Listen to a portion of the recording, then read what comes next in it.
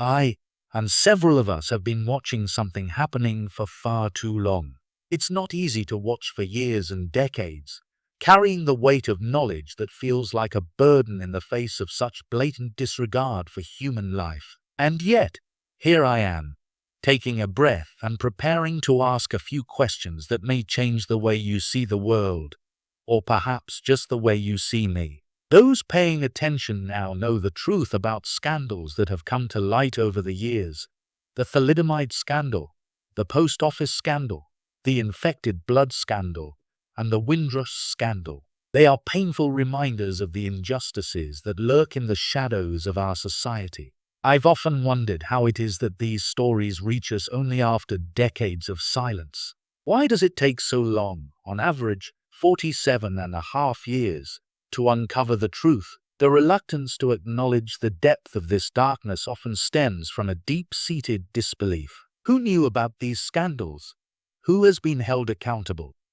Who has been prosecuted? The answers are chilling. In the case of thalidomide, we know that many in the medical community were aware of the risks, yet they remained silent, complicit in the suffering of countless families.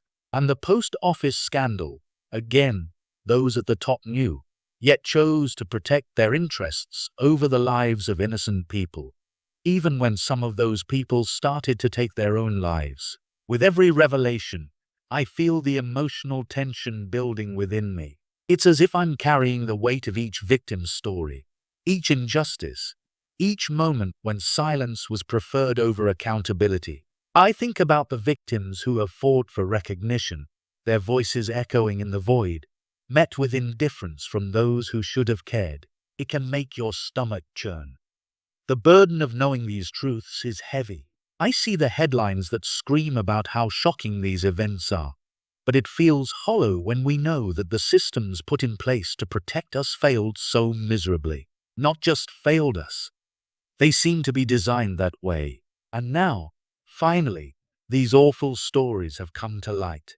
I will not stand by and watch as these stories fade into the background, forgotten. I understand the burden of silence, and I refuse to be complicit.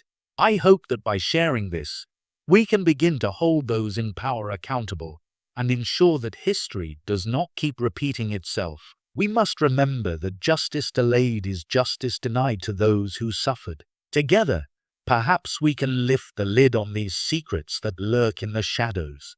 Words by Marilyn Devonish, the NeuroSuccess coach.